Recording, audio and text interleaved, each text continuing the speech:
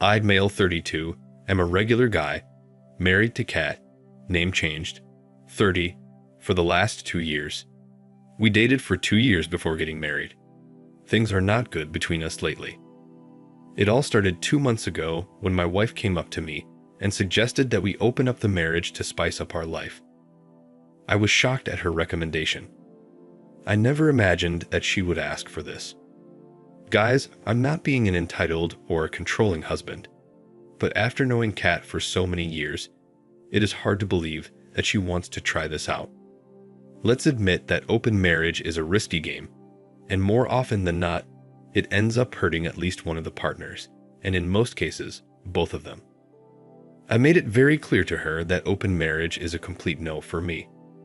It's not that I don't want to explore things or spice up our married life, but I want those to be within the realm of a closed marriage, with no third human being involved in it. She was disappointed because it's a rare occasion that I deny her something. I love her dearly, and more often than not, obliged to all her demands, even if it becomes a compromise for me. Although she didn't say anything after that conversation, but I could sense that she was not taking it well. I wanted to get into the roots of the situation. I wanted to understand her thought process behind the suggestion. I started questioning my ability in bed. I wanted to talk her out, but she kept herself shut. Kat is a consultant and has a hectic work schedule. She often has to work in different time zones, which takes her work-life balance for a toss. I too have a busy work schedule, but I don't have to stretch beyond our time zone, so I'm better off in that way. Due to her work schedule, I wasn't able to discuss my concerns with her. I blamed myself for snapping at her with an impulsive no. I should have asked for more context before passing on my decision. I felt awful. Nearly 2 weeks after that incident, one day, I got home early for work and prepared her favorite meal for dinner. She was delighted at my gesture. We hugged and spent quality time with each other. I used that opportunity to ask her about her proposal for an open marriage. She immediately switched the gear into a frustration mode, accusing me of tricking her into a mind game. I did not trick her into anything. I just wanted to have a good time with her and understand her point of view on an open marriage. That's it. I lost my mind at her accusations and asked her blatantly if I was unable to satisfy her needs. She opened up after that. She told me that she got a bunch of interns in her office who are just out of college in their early 20s. They party wildly and hook up at any given opportunity. Their interesting tales of adventure have put these ideas of open marriage in her head. She admitted to having a fear of missing out when her young colleagues discussed their cool lives of wild parties and thrilling hookups. I heard her out, and I got her point of view. It is natural for any human being to get swayed by shiny objects. I told her that I'm not very comfortable opening up our marriage because I treasure our relationship and our bond is very special to me. Before I met Kat, I was also one of those freshers who lived life on the edges. I used to do the exact same thing as anyone in their 20s does, but I experienced the emotional turmoil that everyone does, hollowness. These excitements turned into emptiness after a while, and so when I met Kat, I found solace. After dating her, I never wanted to go back to my previous life. I proposed to her and got married. She was the one I wanted to have a baby and grow old with. I poured out my heart to her and reasoned out my take on open marriage. I also told her that despite this, if she was really that interested in opening up the marriage, then we could think about it again. She denied that instantly. She seemed to understand my concern and nodded all the while during the conversation. I thought that she resonated with my opinion, but I was wrong. She did not. Everything was normal for the next few days, but after a week or so, I again noticed a severe change in her behavior. She was behaving coldly with me. When I asked her, she shrugged off, saying that it was some work-related stress. In the last few weeks, she's acting terribly. She's throwing all kinds of tantrums on the silliest of things. She's mocking me by calling me an outdated person. I asked her what she meant by that, to which she said that I'm an adamant person to cling to my ideology and I don't follow the trend. I wonder what she meant by following the trend. I have a decent fashion sense and follow all the latest music and web series. I asked her if she was pissed off of my reluctance to open the marriage, to which she just nodded and said that maybe. What kind of answer was that? I was confused by her mixed reaction all this while. Her work schedule got tighter. Earlier, it was just a few days in a month when she had to put up late at the office, but now she's coming late every other day. In some days, I see her coming home at dawn. When I confronted her regarding this, she told me that she was on a promotion path, hence she needs to prove her merit to get that position. She has always been an ambitious woman, and I adore her for that. To be honest, I'm worried if she is telling me the truth, but I don't want to put any negative thoughts in my mind or jump to any conclusion. Something happened yesterday which triggered me to write the post. I've read hundreds of posts from this community and hence wanted to pour out my heart and seek any advice from all of you. Hear me out. Yesterday, I reached home at 7 p.m., a little earlier than usual. I reach 8 p.m. on most days. I was craving lasagna for a long time, so I decided to prepare that for dinner. It was Kat's favorite too. It took me an hour and a half to prepare the lasagna just the way Kat likes. I garnished it and kept it ready to surprise Kat. It was already 10 by that time. I messaged Kat to check when she was coming home. She responded that she would be late, maybe after midnight. It felt low and my enthusiasm died down. I spent the next hour engrossing myself in my video games. I was hungry, but I wanted to have dinner with Kat. Something inside me urged me to go and pick up Kat from her office. I had never done this before unless we had to go somewhere after work. I thought it was the best idea to kill the time and give her a warm surprise. I took my car and rushed to her office. Her office was a standalone building, and it was pretty easy to spot anyone entering or leaving the building. I waited outside the office for a good 30 to 45 minutes, watching the shops getting shut and the streets getting deserted. It was 12:30 a.m., but there was no sign of Kat. She was not responding to my texts, and I didn't want to bother her with my calls. For a moment, I thought that she might have left the office while I was on the way. I went upstairs to her office and inquired at the reception. The office was still hustling and bustling with the night shift employees. The receptionist told me that Kat had already left the office. I wanted to punch myself for my idea of coming down to the office. I was sure that she left the office while I was on the way. I drove back home, and guess what? Kat wasn't at home either. My feet were trembling with fear. She was still offline and did not see my last message. I went into panic mode. Cheating was the last thing that came to my mind. I was concerned about her safety. It was too late to be contacting her work friends. Besides, she had joined the company 6 months ago, so I didn't have contact with her colleagues. I didn't know what to do. Tired and anxious, I dozed off on the couch. I woke up with the first light of the sun and rushed into my room impulsively. I saw Kat sleeping cozily in the bed. I rushed to her, tucked her up, and slept. When I woke up in the morning, she was already ready to leave for the office. I asked her when she came home last night. She said, 3 a.m. It was a hectic day at work. I was held up on a meeting with an Asian client. I asked her, when did you leave the office? She responded nonchalantly, 2:30-ish. I was shocked. Her answer gave chills to my bones. It was either the receptionist who gave me the false information that Kat wasn't at the office at 12:30 a.m., or it was Kat who was lying about being at the office until 2:30 a.m. I was still feeling dizzy with last night's hassle, hence did not say anything further. She called me today in the afternoon asking if I was at her office yesterday. The receptionist informed her that I went there at midnight to check for her. I wonder what kind of shift is the receptionist doing at the office. Nevertheless, I told her the truth and the reason for showing up at her office. She was silent for a moment and then said that she left her office in the afternoon for a meeting in her client's office which is located in a different part of the city. That's the reason she was not found at her own office. I was perplexed by her answer. She rephrased her statement and said that her client is an Asian company, but they have an office set up in the US as well. Yesterday, she went to her client's US office, which is located in the other part of the city, where she was in Zoom calls with the other employees based out of the Asian time zone. I'm still confused about what to do. A part of me wants to believe her, as this is not a new concept.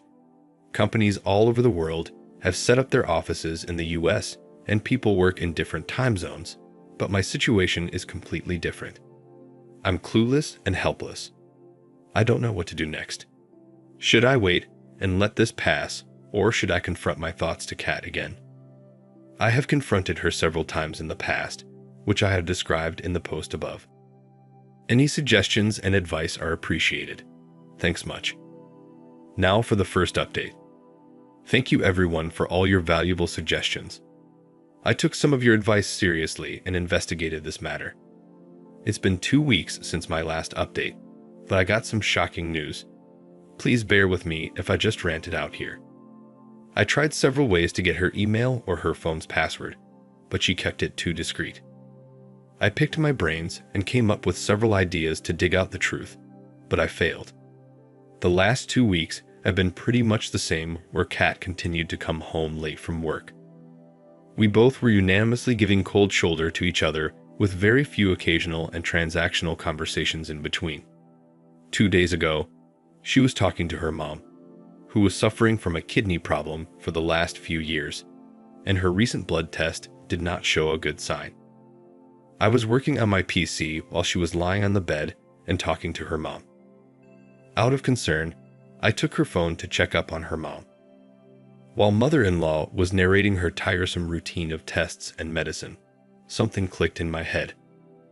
I peeked at the phone screen and found that it was unlocked and there were some chat notifications.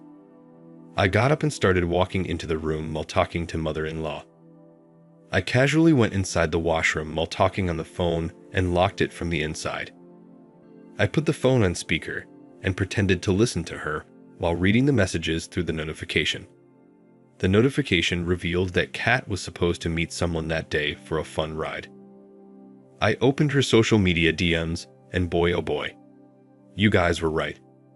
She was already having an affair. She was sleeping with those novice coworkers. After a couple of minutes, she realized that I took her phone with me inside the washroom. She started banging on the door to get her phone back. I didn't have enough time to read all the conversation line by line, so I scanned her gallery to find some concrete proof. The gallery was filled with explicit pictures of my beautiful wife in a compromising position with her coworkers. I emailed all those pictures to myself and deleted the history. She is cheating on me with her multiple colleagues. I felt so sick that I wanted to throw up. Meanwhile, my wife kept knocking on the door asking for her phone back. I couldn't bear to hear her nagging voice. I unlocked the door, swiftly passed her the phone, and locked the washroom again. I wanted to rush out of the washroom and confront her right away, but instead, I calmed myself down and let that anger pass. The chat notifications had the details of the location and the time they were supposed to meet that day. I went out of the washroom, took the car keys, and drove off to that location. While I was leaving the house, she called my name in a faint voice, but I didn't bother to turn back. I went to that hotel and took the darkest table in the lobby. I wasn't there to create any scene. I just wanted to see how comfortable she was on her way to cheat on me. She was supposed to be there at 5 p.m. I reached there at 3, and by the time it was 5, I was down with countless shots. I wished to have confronted her in the house, but God knows what I was thinking at that time. Maybe I was too numb and not ready for a face-off. I wasn't ready for the face-off even in the lobby. It was 6 p.m., but she didn't turn up. I thought that she got a whiff that I might be there, and they would have changed the location. Nevertheless, I was too drunk and drained to pick my brains at that time. I sat there and continued to gulp my drinks. It was almost 7 when I saw Kat. With that sight, my world came crashing down. My vision was blurred by then. Like, come on. 4 hours of drinking can do a lot more than blurred vision. I faintly remembered what happened after that. I was reacting in autopilot mode. I got up and staggered my way to the reception area where she was registering her entry. I tapped her on the shoulder and said, "Good luck with your fun ride." I might have said something else too, but this is the summarized version of whatever I blurted out at that moment. She held my hand and said that she could explain. I don't remember what else she said. I could only recollect that I shrugged her off, freeing my arms from her claws, and stormed out of the hotel. I hailed a cab to my friend's place and passed out at his door. The next thing I remember is waking up on my friend's couch yesterday afternoon. I slept for 16 hours straight. It was Sunday afternoon. My friend, Lee, made me some lunch along with fresh lemonade. I narrated to him my entire sob story. He asked me to immediately freeze all the joint accounts, change the passwords, and get an STD test done right away. For someone who had been betrayed so badly, money and all these privacy checks were the last of the concern. I reached out to my phone, which was lying dead. I plugged in on the charger and switched it on. The moment the screen appeared, it got flooded with notifications of 100 plus missed calls, 50 plus voicemails, and countless messages of pleading. I ignored all of it. After a few minutes of switching on the phone, I started getting calls and messages from her again. I blocked her from all platforms. I felt so disgusted that I didn't even read her messages and emails completely. Today is Monday. I've called in sick for the next few days at my office. I don't know how to deal with this.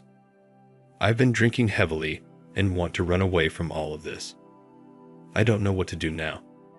My friend is Googling some of the best lawyers in the vicinity as I write this post. I'll keep you all posted.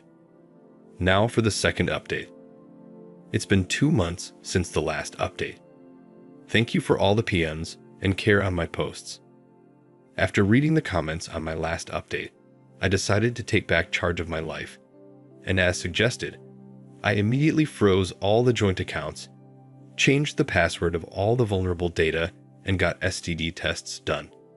Thank God nothing came out of the tests. Lee helped me find a lawyer, and I shared all the pictures with him that I collected from Kat's phone. I settled with Lee for a while until the divorce is settled. He was looking for a roommate, so it's a fair deal for him too. All this while, Kat has been trying to contact me, pleading with me to get back together and start fresh. She contacted Lee and begged him to help her reconcile the marriage. She told him that she loved me and all those hookups meant nothing to her. She was just exploring herself. She wanted to feel desirable. I don't know, guys, if I am missing in action on these Gen Z concepts of feeling desirable, or if this entire concept itself is a sham. I don't know. After a few days of my last update, I sent Lee to my house with the keys to pick up my stuff. I was hoping that she would be at the office, considering that it was a normal working day, but Lee found her at home. She broke down in front of Lee and asked him for help. He was smart enough to tell her that I was put up in a hotel and not at his home. He knew that she could show up at his apartment and create a scene. She informed Lee that she has left that job. She confessed that it all started when those bunch of interns started flirting with her at work. They made her feel desirable and beautiful again. They got her to taste all kinds of stuff and experience all those activities in which they were involved, including the illicit ones. She started the physical thing as a one-time experience, but later got addicted to that thrill. Those guys were interns and did not make enough money, so they preyed upon their senior, Kat, to pay their bills. Eventually, she did realize that they were sucking onto her money, but by then, she was already enjoying that life. Lee asked her why she did not confess all these to me before. She said that she spoke to me to open up the marriage as a guilty conscience, but my denial to do so pulled her back from confessing anything to me. What a crap. What was the point of asking for an open marriage after cheating on me? Kat has been resisting signing the divorce papers and has shifted the blame on me, that it was I who has motivated her to go for those one-night stands to gain some experience. What a lame excuse. Nonetheless, she could not prove her false claims. Now she's asking for her alimony for her mental distraught, which is caused due to the divorce. If there's anyone who needs to be compensated, it's me. I had to go through the terrible feelings of betrayal. Later that month, her sister, Amy, name changed, contacted me and pleaded for reconciliation. She told me how Kat is going through the tough times, which is leading to severe depression because those interns have maligned her reputation at the office. They have apparently shown pictures of Kat in a compromising state, having fun with them to other senior employees. They mocked Kat for being an easy catch. She became the center of gossip at the office, hence she had to leave. The senior employees have passed on the hot gossip to others in their network outside of the office, and now Kat is having a difficult time getting a referral from her network. I told her that Kat was the one who ditched our stable married life for a thrilling experience. Now she has to deal with the mess which comes with it. Anyways, I'm moving on with my life. I've kept my drinking habits in check and have been concentrating on working out, eating healthy, and keeping myself busy at work. The divorce proceeding is going on. Thanks to Kat's resistance, it got delayed, but my lawyer assured me that it will wind up soon. Thank you for watching. Like, comment, and subscribe if you enjoyed the video. Until next time, I'll see you again. Take care.